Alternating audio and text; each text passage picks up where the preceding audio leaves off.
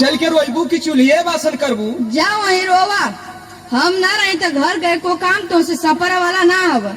अच्छा चला चला थे रोवत देखी ते आज तू का घोटेला कहो हमरे तरह ना आवत कैसे रोई। दादा रे दादा यो बात तोरे रोवे ना आवत बा। जैसे ही निक बेकार रोवे शुरू कर दे तैसे ही, नहीं तो गांव जवार के सो कहिया की बूढ़वा मर गेल कोनो रोहू भर के ना भइलन।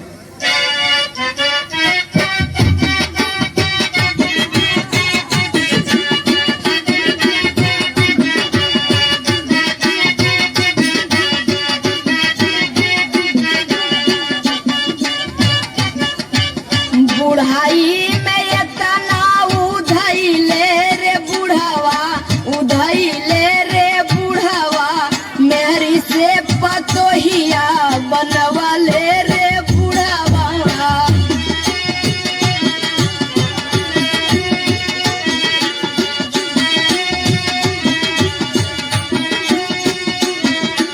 रोवा का धवा कौन बड़ा बढ़िया काम करके गए हो। अरे भाई काहे ना कैलन, अपने हक में ना नहीं कैलन तो हमारे हक में तो कैबे कैलन।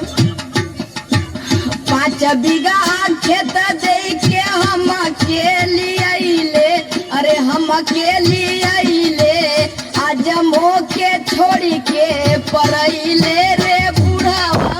मत रोवा, एक दिन सबके ही धरती छोड़ के जाए के बाद।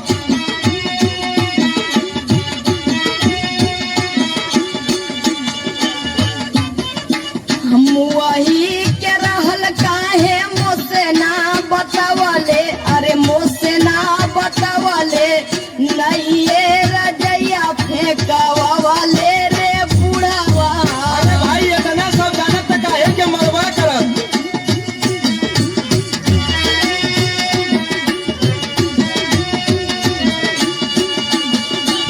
घर ही में मारी के बवलावा बढ़वले, बवलावा बढ़वले, अरे खटिया न बहरे बहिरवले रे बुढ़ावा।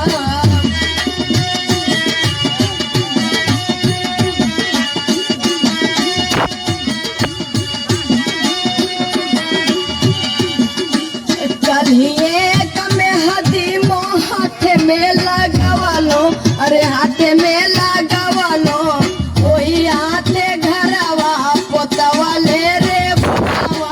अरे भाई ये जानत कोई भी आ जाए रात में दादा मर गई है।